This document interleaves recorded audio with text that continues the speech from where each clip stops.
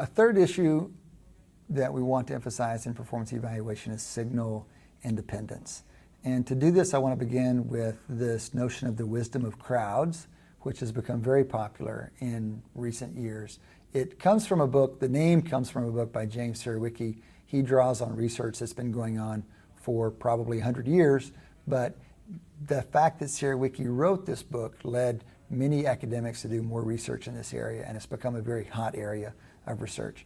The basic observation is that the average of a large number of forecasts reliably outperforms the average individual forecast. So the motivating example are these historical county fairs where you might have a large cow, for example, in a pen, and everyone who comes to the fair gets to guess the weight of the cow. And the interesting bit, the fascinating bit really, is that even though most people are quite wrong in their guesses, the average of their guesses is remarkably accurate. And this has been shown in county fairs, but also in many other domains, that the result of all these bets is that the idiosyncratic errors offset each other. I might be a little bit high, you might guess a little bit low. If there's enough of you and me making these guesses, then we tend to get very close to the truth. So this has been studied in many domains now and shown in many places, and it provides a way to get closer to the truth by getting more signals, getting more people involved, getting more judgments from more people. This is something that some firms do in performance evaluation and more firms should do more of. But there's one very important caveat, and that is that the value of the crowd critically depends on the independence of their opinions. So if, for example, in the county fair, if everyone who walked up to the booth talked with each other before they made their guess, the value of the crowd would greatly diminish. They wouldn't be there. Those idiosyncratic errors would be a little bit less idiosyncratic. Now they'd be related to each other. If one person was loudly arguing that he knew because of the breed of cow this was, or the last cow he saw, that this was a particular weight, he would influence everybody's opinion. Their opinions wouldn't be independent, and the value of those independent signals would be washed away. So it's not merely a crowd that you need. You need a crowd that is, to the extent possible, independent of one another. So independence here means uncorrelated. If the opinions are actually correlated, then the value of each additional opinion quickly diminishes. So if you think you have the opinion of 100 people, if they're actually highly correlated, then you might only have the opinion of 5 or 10. It's striking how quickly you rob a crowd of its value when those opinions are correlated. Here's a chart of that. This comes from Bob Clemen and Bob Winkler down at Duke, 1985 study, where they just kind of worked out mathematically what's the equivalent number of experts for a given number of experts and the degree to which those experts are correlated. So here's what they found.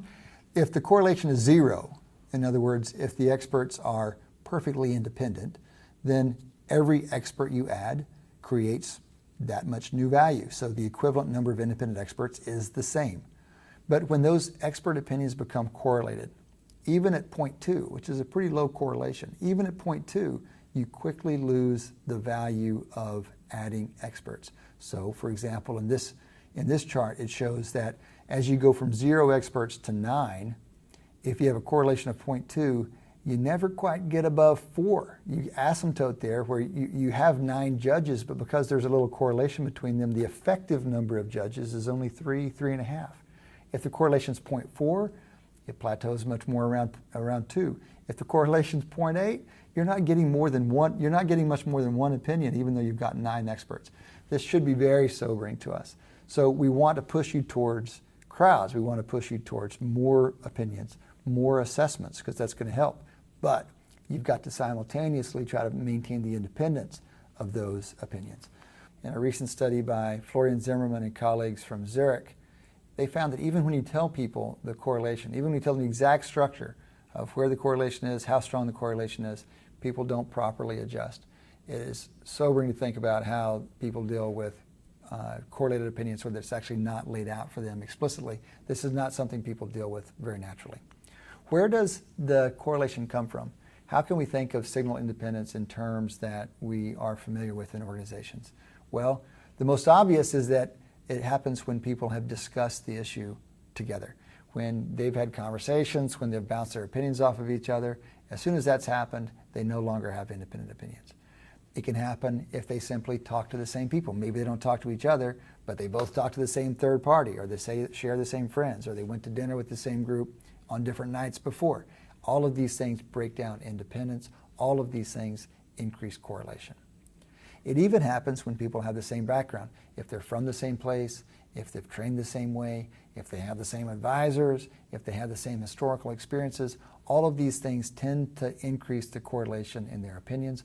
Therefore, all of these things break down the independence and decrease the value of adding additional voices to whatever process you're running. So we push towards a broader sample. We push towards more sources, more assessments, but with the very important caveat, you need to build those as independently as possible and then design processes to keep them as independent as possible.